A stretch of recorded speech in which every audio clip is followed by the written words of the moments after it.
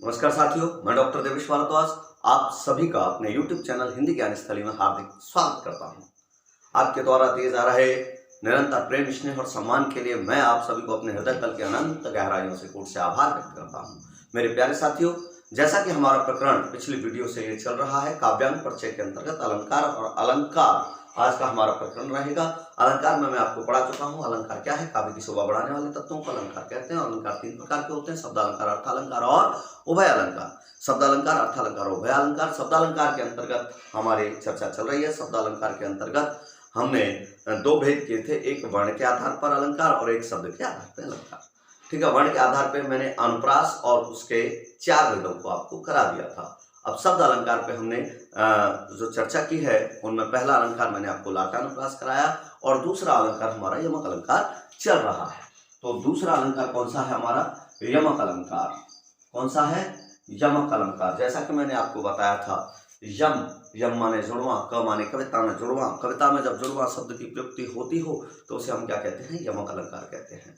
मेरे प्यारे साथियों, मैं आपसे केवल एक चीज कहना चाहूंगा कि अगर आपको वीडियो अच्छी लग रही है, आप लाइक और शेयर और कमेंट जैसे लगातार कर रहे हैं, तो बस इतना और करें कि जिनको इसकी आवश्यकता है, जितने भी द्वितीय भर्ती, द्वितीय ग्रेड, द्वितीय जो स्तर है हमारा शिक्षक द्वितीय श्रेणी है ना, सेकंड ग्रेड शिक्षक या व्याख्याता की भर्ती देख रहे हैं, या यूपी की कोई भी भर्ती देख रहे हैं, या 10th 12th किसी भी बोर्ड के विद्यार्थी हैं, ठीक है, या बीए के विद्यार्थी हैं, उन तक आप इस वीडियो को जरूर पहुंचाने का कष्ट करें, है ना, जिससे कि उनको इसका फायदा मिल सके। मेरा एक ही उद्देश्य है कि अधिक से अधिक लोगों को इसका फायदा मिले, इसका लाभ मिले।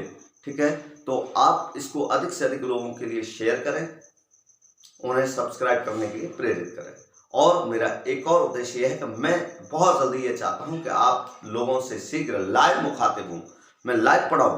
तो इसके लिए आप इसको अधिक से अधिक लोगों तक भेजें, जिनको इसकी आवश्यकता है उन लोगों तक इसको भेजें, उनके साथ शेयर करें, उनके साथ साझा करें, ताकि जो हमारे लाइव आने की न्यूनतम शर्तें यूट्यूब के द्वारा है वो हम जल्दी से जल्दी पूरी कर सकें और आप लोगों का भला हो सके। ठीक है साथियों, तो आज का हम अपना ये टॉपिक लेके चलते हैं, यमक अलंकार। यमक अलंकार क्या है? एक शब्द फिर जहां परे अनेकन बार, एक शब्द फिर जहां परे अनेकन बार, अर्थ और ही और हो, अर्थ और ही और हो, सो है यमक अलंकार, सो है यमक अलंकार। मैंने कल आपको बताया था कि जुड़वा शब्द जिनके देखने में तो एक जैसे लगते हैं लेकिन अर्थ यानी व्यवहार बिल्कुल क्या हो, अलग अलग हो, वही यमक अलंकार होता है। क्या होता है? वही यमक अलंकार होता है। इसका मैंने आपको उदाहरण भी दिए थे, जैसे कनक कनकते सौगुनी मादकता अधिकाय, या खाए बोराए जगवा पाए बोराए। कनक कनकते सौगुनी मादकता अधिकाय, कनक से एक कनक का अर्थ सोना है, एक कनक का अर्थ धतूरा है। ठीक है, अब मेरे प्यारे साथियों, है ना, 3 बेर खाती थी जो 3 बेर खाती है, ऊंचे घोर मंदिर के अंदर रहार वारी, ऊंचे घोर मंदिर के अंदर रहाती है। 3 बेर खाती थी जो 3 बेर खाती है, नगन डोला जड़ाती थी जो नगन जड़ाती है, बिजन डुलाती थी जो बिजन डुलाती है। तो मैंने आपको बताया वहां पर क्या है, यमक अलंकार है। एक विजन का अर्थ है बिजना पंखा, एक विजन का अर्थ है निर्जन स्थान में जंगल में डोलना, ऊंचे घोर मंदिर के अंदर रहान वाली, ऊंचे ऊंचे बड़े बड़े महलों के अंदर रहने वाली, ऊंचे घोर मंदिर के अंदर रहती है, ऊंचे पर्वतों पर बनी हुई गुफाओं के अंदर रहती है। 3 बेर खाती थी जो 3 बार खाना खाती थी, जो अब 3 बेर खाती है, केवल 3 बेर जो फल होता है वही खा के रह जाती है। नगन जड़ाती थी जो, नगन माने नग, हीरे मोती आदि जिसके उसमें जड़े रहते थे, नगीने जड़े रहते थे। आजकल सर्दी के मारे बिना कपड़ों के नगन जड़ाती है, बिना वस्त्रों के नग्न अवस्था में, है ना, बहुत कल मात्रा में उसके पास कपड़े हैं और वह क्या है, जड़ा रही है, सर्दी से कप कपा रही है। तो इसमें क्या है, यमक है, प्रत्येक शब्द का अलग अलग अर्थ है। ठीक है मेरे प्यारे साथियों, अब हम बात करते हैं आगे, यमक होता कितने प्रकार का है। यमक अलंकार मुख्यतः 2 भेद होते हैं। कौन कौन से भेद होते हैं इन्हें हम यहाँ देख लेते हैं। एक होता है बेटा अभंग, एक होता है अभंग यमक, और दूसरा होता है सभंग, सभंग यमक। एक होता है अभंग यमक और एक होता है सभंग यमक। यमक कितने प्रकार का होता है? एक होता है अभंग, एक होता है सभंग। अभंग यमक क्या कि काव्य में यमक को निर्दिष्ट करने वाला शब्द, यमक को निर्दिष्ट कौन सा शब्द करेगा? जो जुड़वा होगा और जिसके अर्थ अलग अलग होंगे। एक ही शब्द की जब 2 बार आवृत्ति हुई होगी और उसके अर्थ अलग अलग होंगे, वही यमक को क्या करेगा? निर्दिष्ट करेगा। तो यमक को निर्दिष्ट करने वाला शब्द यदि भंग नहीं किया जा सकता, तोड़ा नहीं जा सकता, उसे सार्थक खंडों में विभाजित नहीं किया जा सकता, तो वह अभंग यमक कहलाएगा। जैसे अगर हमने कह दिया कनक कनक थे 100 गुनी मादकता अधिकाय, ठीक है, कनक कनक थे 100 गुनी मादकता अधिकाय, जा खाए बौराए जग बा पाए बौराए। अब इस कनक शब्द को आप सार्थक खंडों में विभाजित नहीं कर सकते। यमक को तो यही निर्दिष्ट कर रहा है। यमक को कौन निर्दिष्ट कर रहा है? यही शब्द निर्दिष्ट कर रहा है। पूरे काव्य में अगर हम देखें तो कनक कनक थे 100 गुनी मादकता अधिकाय, जा खाए बौराए जग बा पाए बौराए, तो कनक शब्द की आवृत्ति 2 बार हुई है और इसका अर्थ अलग है, ठीक है। तो इस कनक शब्द को अगर हम तोड़ें तो तोड़ के देखें तो कन प्लस क, जिसका अर्थ नहीं निकलता है। कन माने अगर हम मान भी लें कि कान को कन कह दिया गया, जैसे कन कटा, कन फरा, है ना, कन पट्टा, तो कन माने कान हो गया, तो क का अर्थ नहीं है। चलो अगर हम इसको दोबारा तोड़ लेते हैं, क प्लस नक कर देते हैं, वैसे नक का कोई अर्थ नहीं है, पर फिर भी हम मान लेते हैं, नाक को नक कह देते हैं, नक चढ़ा, है ना, नकटा, तो फिर क का फिर यहाँ पे कोई अर्थ नहीं है। तो इस प्रकार क्या है, कनक शब्द का सार्थक खंडों में विभाजन नहीं किया जा सकता। कनक शब्द का क्या नहीं किया जा सकता? सार्थक खंडों में विभाजन नहीं किया जा सकता। इसलिए ये कैसा है? अभंग यमक है। कैसा है? अभंग यमक है, ठीक है। कैसा है ये? अभंग यमक है। अगर हम यहाँ पर ही एक और आपकी पुस्तक से उदाहरण लें, है ना, 12th क्लास के पहले चैप्टर का आत्म परिचय, हरिवंश राय बच्चन जी की, है ना, आत्म परिचय जो रचना है, गीत है, उसमें लिखा हुआ है, पहला ही है कि मैं और जग और कहाँ का नाता, है ना, वो बार बार कह रहे हैं, मैं और जग और कहाँ का नाता, मैं और जग और, मैं और जग और कहाँ का नाता, कहाँ का नाता। कवि कह रहा है मैं और जग और कहाँ का नाता, मैं बना कितने जग रोज मिटाता, जग जिस पृथ्वी पर चौड़ा करता वैभव, मैं प्रतिपग से उस पृथ्वी को ठुकराता। तो यहाँ कवि कह रहा है कि मैं, और देखिए यहाँ और शब्द की आवृत्ति हो रही है। किस शब्द की आवृत्ति हो रही है? और शब्द की आवृत्ति हो रही है। हो रही कि नहीं हो रही है? तो यहां भी आप देखें, मैं और, कवि कह रहा है मैं भिन्न, और तथा जग और संसार भिन्न, यानी मेरी प्रकृति और प्रवृत्ति, हैबिट एंड नेचर, ठीक है, मेरी प्रकृति और प्रवृत्ति, मेरा नेचर एंड हैबिट, संसार की प्रकृति और प्रवृत्ति, हैबिट, नेचर एंड हैबिट से क्या है? बिल्कुल डिफर है, बिल्कुल भिन्न है, बिल्कुल अलग है, ठीक है। तो यहां देखिए एक और का शब्द है भिन्न, तीसरे और का शब्द है अर्थ है भिन्न, इस और का अर्थ है भिन्न, इस और का अर्थ है भिन्न, और दूसरे और का अर्थ है तथा। इसका मतलब ये दो तो कॉमन है लेकिन ये अलग, तो अर्थ तो 2 निकले, व्यवहार 2 निकला। इसका मतलब यमक को कौन निर्दिष्ट कर रहा है? और शब्द निर्दिष्ट कर रहा है। काव्य में यमक को निर्दिष्ट, यमक को किससे पता चल रहा है? यमक अलंकार है, और शब्द से। तो इस और शब्द को बेटा अगर हम तोड़ने की कोशिश करें, इस और शब्द को अगर हम तोड़ने की कोशिश करें तो अ प्लस र, क्या हम इसे तोड़ पाएंगे? हम इसे बिल्कुल नहीं तोड़ पाएंगे। और को नहीं तोड़ पाएंगे तो ये कैसा यमक कहलाएगा? ये कहलाएगा अभंग यमक। क्या कहलाएगा? अभंग यमक कहलाएगा, ठीक है। समझ में आ गया? और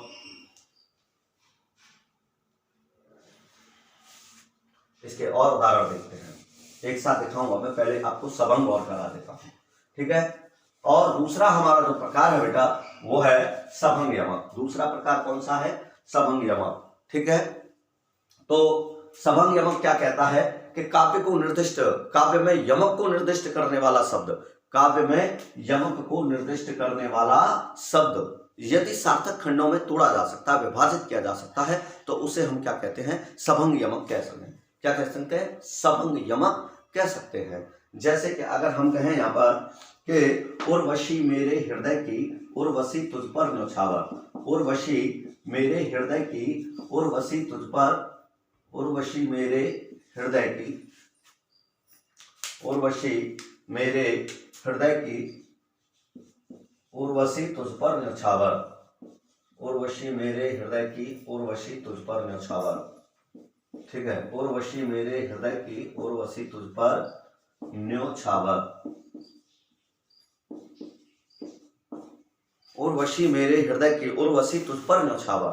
ठीक है, तो उर्वशी मेरे हृदय की उर्वशी तुझ पर न्योछावर। अब यहाँ बेटा एक शब्द की आवृत्ति दो बार हो रही है, कौन से की? उर्वशी की। पूरी लाइन में देखो कौन सा शब्द दो बार आया है, उर्वशी उर्वशी। उर्वशी मेरे हृदय की उर्वशी तुझ पर न्योछावर। अब बेटा इस शब्द को अगर हम देखें, क्या हम तोड़ सकते हैं? ये बेटा सवर्ण यमक की पहचान यही है कि इसका अर्थ ही तब निकलेगा जब ये शब्द टूट जाएगा। कब निकलेगा? जब ये शब्द टूट जाएगा। ठीक है, बिना टूटे इसका अर्थ ही नहीं निकलेगा। तो इसको भंग किया जा सकता है सार्थक खंडों में। ये कह रहा है उर्वशी, उर प्लस वश प्लस ई, वशी कह लो आप। और वशी को अगर हम तोड़ेंगे तो वश प्लस ई होता है ना। अगर वशी को भी तोड़ दें, वशी शब्द है, उर प्लस वशी, अगर हम वशी को भी तोड़ें तो ये शब्द बनेगा वश प्लस ई, वश प्लस ई। तो उर्वशी, उर माने हृदय को, वश में ई माने ही, है ना।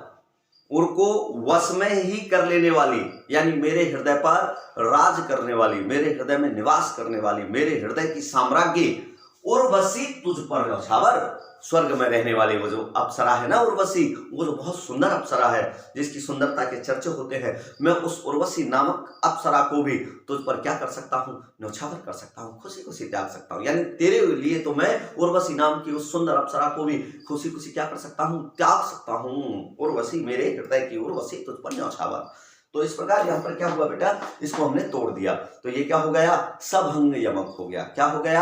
सभंग यमक हो गया। समझ में आया? जैसे हमने कहा कि बिरज बिरज भयो पावसी फिहा, बिरज बिरज भयो, बिरज बिरज भयो पावसी फुहारते, बिरज बिरज भयो पावसी फुहारते, बिरज बिरज भयो पावसी फुहारते। ठीक है, ये कह रहा है बिरज बिरज भयो पावसी फुहारते, बिरज बिरज भयो पावसी फुहारते। अब यहाँ देखिए ब्रज जो है ना, ये ब्रज क्षेत्र के लिए आ गया है। किसके लिए आ गया है? ब्रज क्षेत्र के लिए आ गया है। कि ब्रज क्षेत्र कैसा हो गया है? बिरज बिरज भयो, वी प्लस रज, वी माने नहीं, रज माने धूल मिट्टी, अर्थात स्वच्छ। कैसा? स्वच्छ। ठीक है, बिरज बिरज भयो, ब्रज क्षेत्र कैसा हो गया? स्वच्छ हो गया है, सुंदर हो गया है, पावन हो गया है। किससे? पावसी फुहारते, वर्षा की बूंदों से। वर्षा की बूंद पड़ने के कारण ब्रज क्षेत्र कैसा हो गया है? कैसा हो गया है? बिल्कुल स्वच्छ और सुंदर हो गया है, पावन हो गया है। तो इस प्रकार इस ब्रज शब्द को भी हमने क्या किया? तोड़ा। तोड़ा ना, तो दो बार ये सार्थक खंडों में टूटा कि नहीं टूटा? टूटा, भंग किया जा सका, इसलिए यहाँ पर सबंग यमक है। तो यमक अलंकार मुख्यतः कितने प्रकार का होता है? दो प्रकार का, अभंग और समंग, जिनको तोड़ सकते हैं।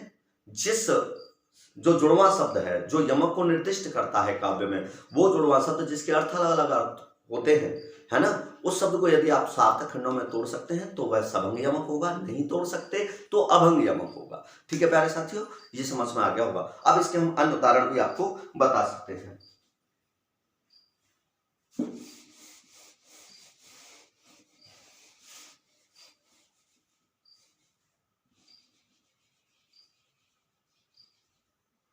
अब जैसे देखें,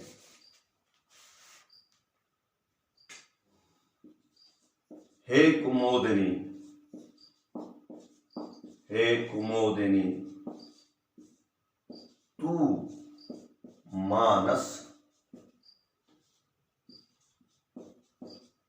की मोदिनी।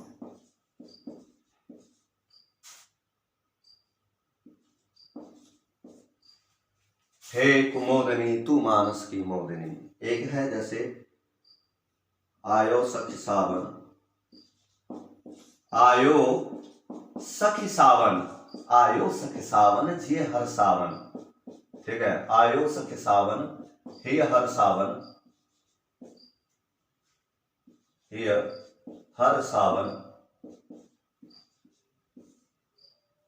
आयो सखी सावन हे हर सावन, जिय तर सावन,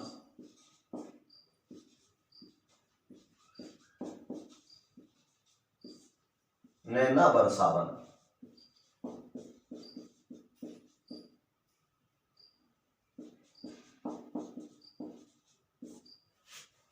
है ना। आयो सखी सावन ही हर सावन जिय तर सावन नैना बरसावन। तो यहाँ देखो बेटा, ये सावन शब्द है, यहाँ भी सावन शब्द है, यहाँ भी सावन शब्द है और यहाँ भी सावन शब्द है, लेकिन इन सावन शब्दों का अर्थ हर बार क्या है, अलग है। आयो सखी सावन, हे सखी सावन आ चुका है, किसके लिए, ही हर सावन, उसे देखकर हृदय, है ना, हृदयों को, है ना, हर्षित करने के लिए, हृदय को हर्षित करने वाला सावन का महीना आ चुका है। और क्या कह रहा है, जिय तर सावन, लेकिन जिनके पति या प्रियतम बाहर हैं, उनका जिय मन क्या है, तरस रहा है उनसे मिलने के लिए, और व्याकुल होकर नैना बरसावन, नेत्रों को बरसा रहा है। तो इन सावन का हर बार क्या है, अलग अलग अर्थ है।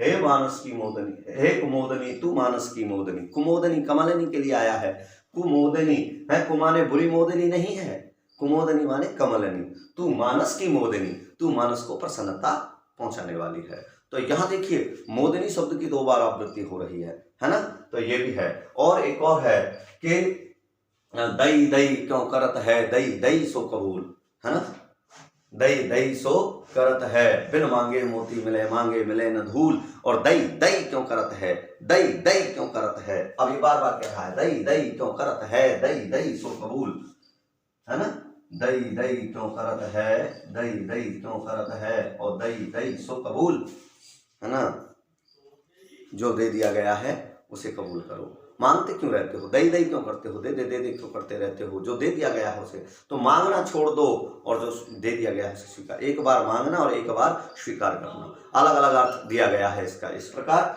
ठीक है। तो ये यहाँ पर क्या हो गया, यमक अलंकार है।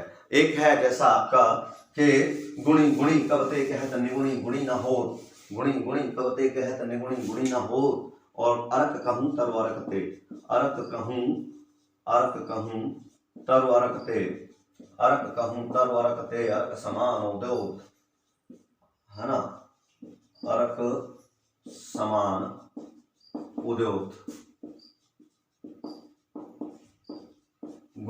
है ना, गुणी गुणी कवते कहत निगुणी गुणी न हो, गुणी गुणी कवते कहत निगुणी गुणी न होत, गुणी गुणी कवते कहत निगुणी गुणी न होत।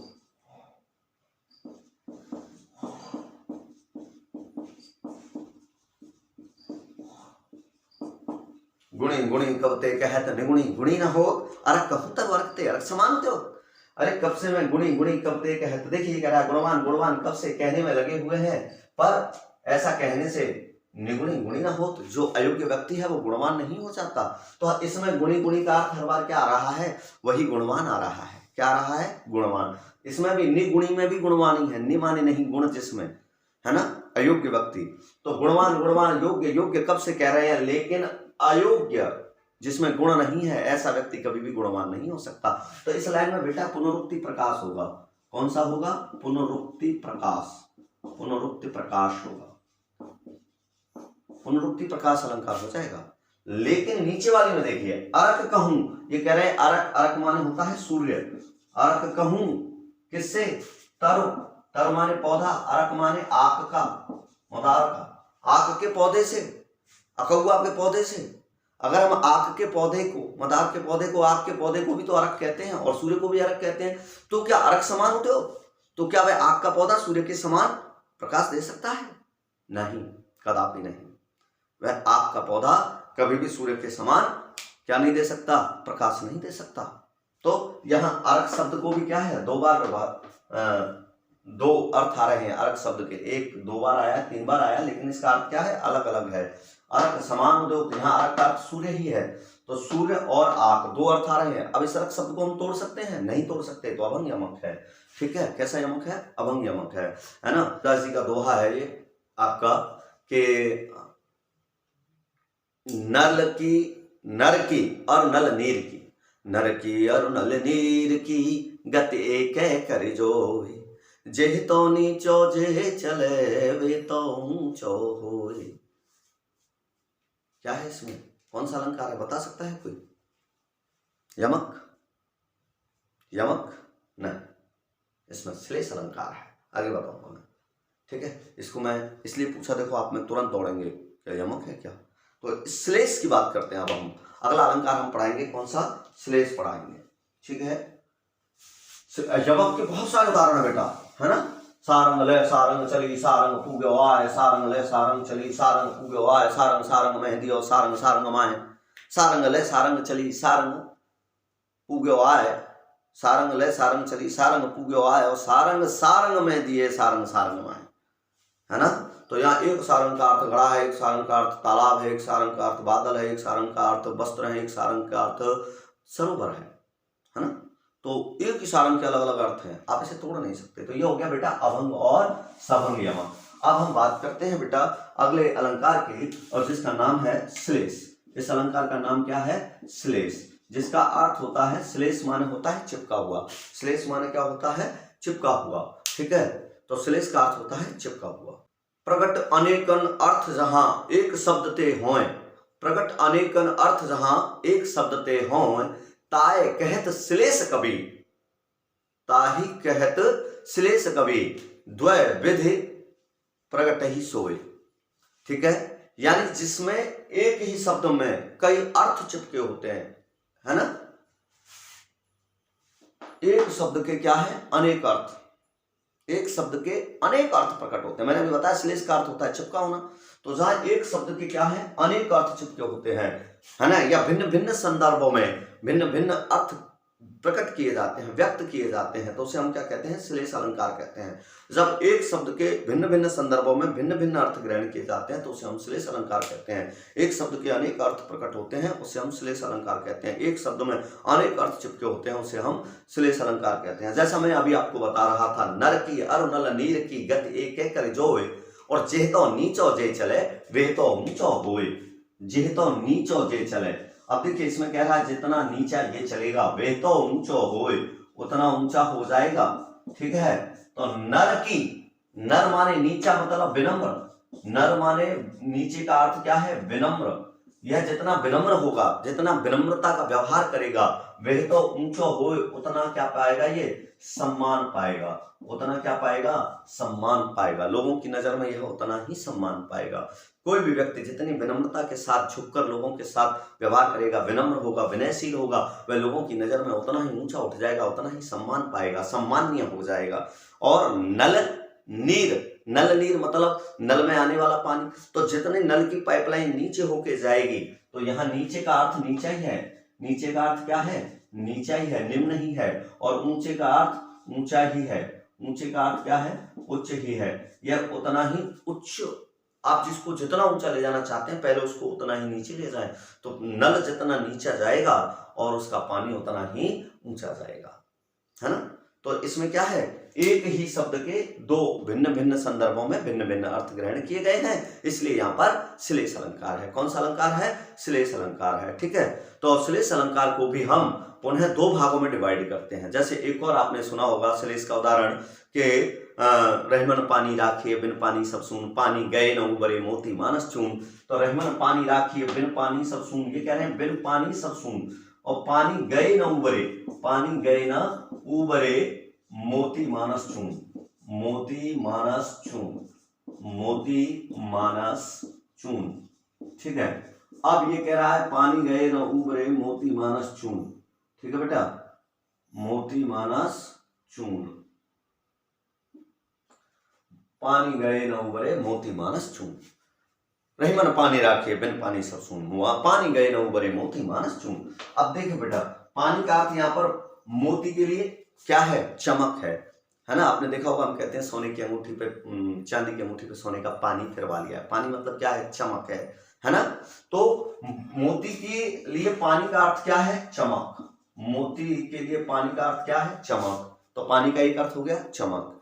दूसरा, मानस के लिए पानी का अर्थ है शर्म या इज्जत, या इज्जत। ठीक है, पानी का अर्थ मानस के लिए क्या है? इज्जत। कहते हैं तुम्हारी आंखों में थोड़ा बहुत पानी हो तो डूब मरो चुल्लू भर पानी में, है ना।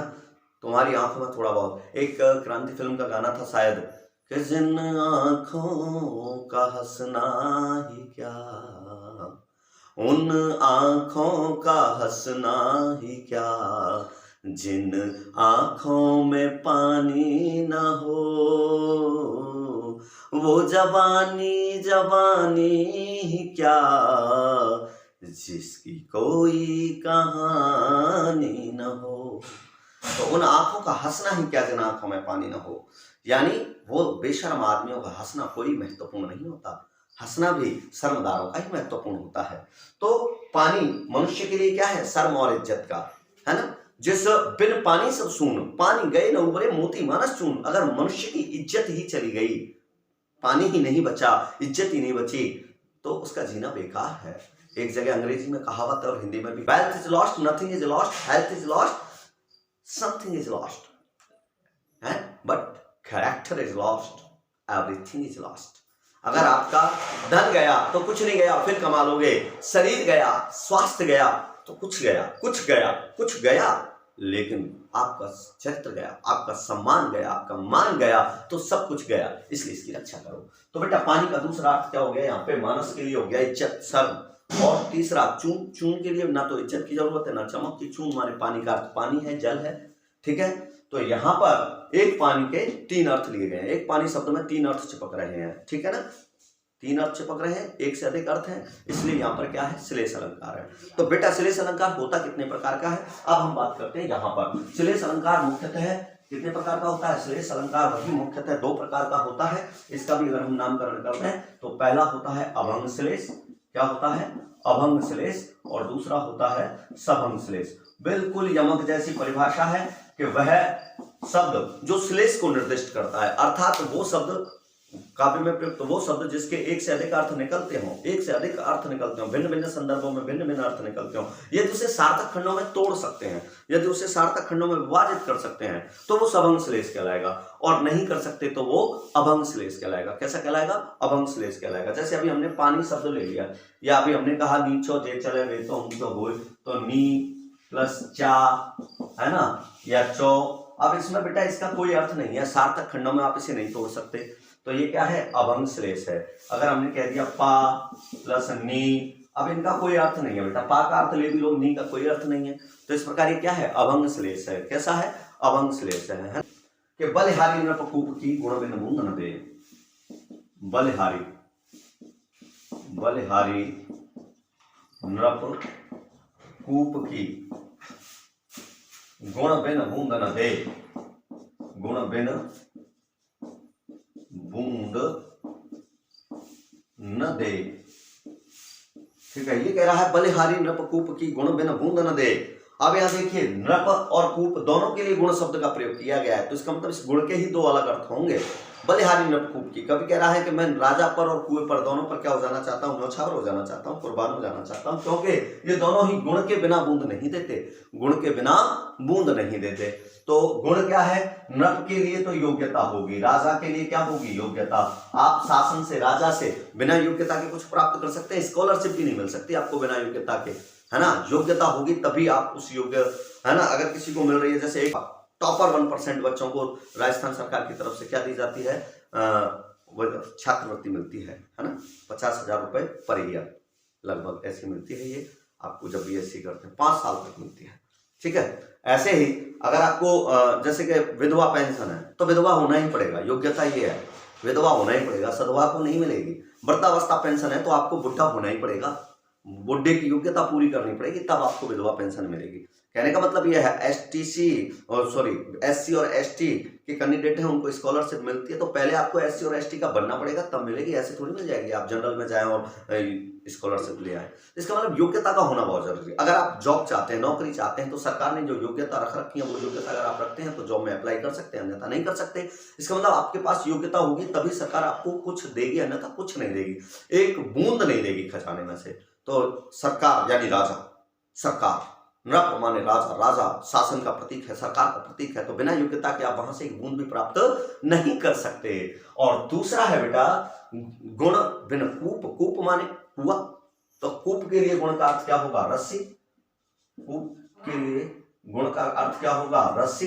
भाई रस्सी के बिना आप कुएं से एक बूंद पानी प्राप्त नहीं कर सकते। आप ले जाओ डोल बोल पहुंच जाओ, कैसे ले आएंगे, अगर कुआं गहरा है 50 हाथ गहरा कुआं है, तो बिना रस्सी के आप उसमें से एक बूंद प्राप्त कर सकते हैं। हाँ, कोई ये कह सकता है साहब बिल्कुल कुएं में ऊपर पानी, हाथ डालो निकालो, उसकी बात नहीं कर रहा हूं, उसके लिए भी गुण माने माध्यम तो चाहिए, है ना। तो रस्सी या माध्यम, तो गुण एक शब्द है और जिसके दो अर्थों में दो अर्थ हमने यहाँ पे ग्रहण किए। क्या गुण शब्द को हम यहाँ पर तोड़ सकते हैं? गुण शब्द को अगर हम सार्थक खंडों में तोड़ सकते हैं तो देखें गु प्लस ण, जिसमें कोई अर्थ नहीं है। गु का अर्थ हम गाय भी निकालें, लेकिन ण का कोई अर्थ नहीं होता, इसलिए ये कैसा है बेटा? अभंग श्लेष है। क्या है ये? अभंग श्लेष है। ठीक है, इसको हम सार्थक खंडों में तोड़ नहीं सकते, इसलिए क्या है ये? अभंग श्लेष है। मैं माफी चाहूंगा।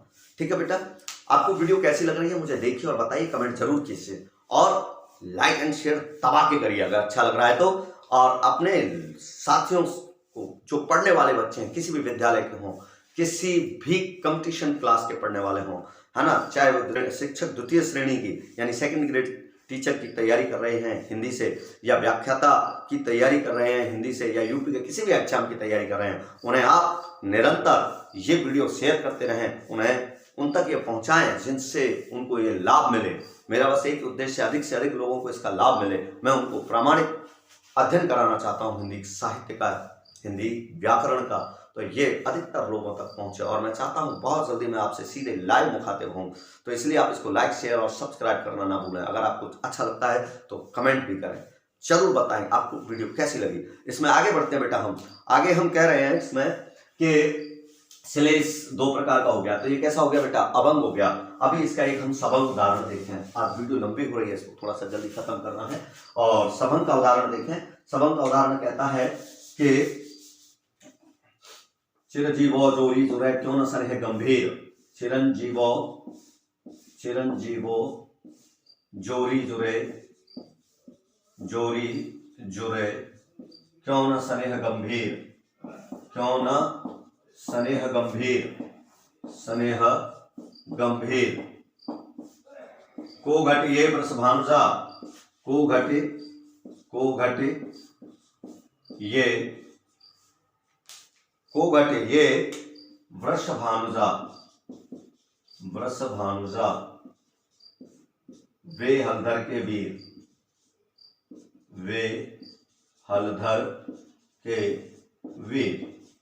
ठीक है बेटा। ये कह रहे हैं को घटिए वृषभानुजा वे हलधर के वीर। चिरंजीवो जोड़ी जुरे क्यों न स्नेह गंभीर। वो जोड़ी जो लंबे समय से चली आ रही है, उसके मध्य गहरा प्रेम क्यों नहीं होगा। को घटिए वृषभानुजा, कौन नहीं जानता कि ये वृषभानुजा है ना। वृषभानुजा का अर्थ सभी जानते हैं, ऐसे अर्थ नहीं निकलेगा बिना तोड़े। मैंने जैसे यमक में बताया था, सबंग यमक में, वैसे ही सबंग श्लेष में दूसरा अर्थ बिना तोड़े निकलेगा ही नहीं। तो इसका अर्थ है, देखिए पहला कह रहा है वृष प्लस भानु प्लस जा। वृष माने बैल के, भानु माने कुल में, जा माने जन्म लेने वाली मतलब गाय। दूसरा कह रहा है वृषभ प्लस अनुजा। वृषभ माने बैल, अनुजा माने छोटी बहन, वृषभ की छोटी बहन मतलब गाय, ठीक है। और तीसरा कह रहा है वृषभानु। क्या कह रहा है? वृषभानु की जा माने पुत्री अर्थात राधा। अब देखिए आपने इस शब्द को तीन प्रकार से खंडित कर लिया और इसके दो अर्थ निकल के आए हैं। कॉमन है ना, गाय तो कॉमन हो गया और एक राधा हो गया, तो दो अर्थ निकल के आए हैं। वृषभानुजा के कितने अर्थ निकल के आए हैं? दो। और टूटा कितने प्रकार से? तीन प्रकार से। तो हलधर शब्द के भी क्या है बेटा? अर्थ हैं। हलधर शब्द के भी दो अर्थ हैं। हल माने टूटेगा एक ही प्रकार से, हल प्लस धर, लेकिन हल माने हल को, धर माने धारण करने वाला अर्थात बैल, और हल को धर माने धारण करने वाला यानी बलदाऊ जी, है ना, दाऊ जी महाराज, श्री कृष्ण के बड़े भाई। तो को घटिए वृषभानुजा, कौन कम है? ये तो वृषभानुजा है, गाय है ना। कौन है? राधा है। और वे हलधर के वीर, वे हलधर यानी बैल के वीर माने श्रेष्ठ भाई सांड है। वो हलधर बलदाऊ के वीर माने श्रेष्ठ भाई कृष्ण है। तो एक तरफ सांड है, एक तरफ गाय, एक तरफ राधा, एक तरफ कृष्ण है। तो ये जोड़ी तो लंबे समय से चली आ रही है और इसके मध्य तो प्रेम उत्पन्न होना ही होना है। तो इस प्रकार इसको हमने तोड़ दिया बेटा। जब दो सार्थक खंडों में तोड़ दिया तो ये सबंग यमक हो गया, है ना। इसके अन्य उदाहरण मैं आपको बता दूं। इसका अन्य उदाहरण है जैसे सुवर्ण को ढूंढत फिरे कभी कामी और चोर। तो यहाँ पर अगर हम देखें बेटा तो सुवर्ण शब्द को हम तोड़ सकते हैं कि नहीं तोड़ सकते हैं? सु प्लस वर्ण, ठीक है। सु माने सुंदर, वर्ण माने रंग, वर्ण माने अक्षर, है ना, और वर्ण माने, और पूरा एक अर्थ है। सुवर्ण माने स्वर्ण माने सोना। तो सुवर्ण माने सोना, सु माने सुंदर, वर्ण माने अक्षर, ठीक है, अक्षर, और सु माने सुंदर, वर्ण माने रंग। तो कवि क्या ढूंढता है? सुंदर अक्षर ढूंढता है। कामी क्या ढूंढता है? सुंदर रंग देखता है, गोरी भूरी औरत देखता है, बड़ी सुंदर है। और चोर जो क्या है उसको इससे कोई मतलब नहीं, उसको सोने से मतलब है, धन संपत्ति, सोना कहाँ में रखा है उसे निकाल लो। तो सुवर्ण को ढूंढत फिरे कभी कामी और चोर, इसको भी सार्थक खंडों में तोड़ा जा सकता है, सवंश्लेष है। ठीक है बेटा, क्या है, सवंश्लेष है।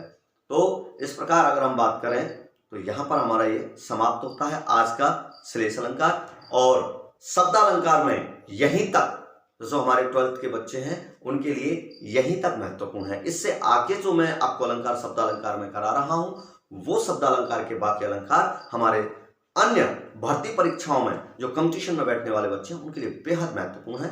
तो देखना ना भूलें आगे, और तब तक के लिए लेता हूं मैं आपसे विदा। धन्यवाद, नमस्कार, वंदे मातरम।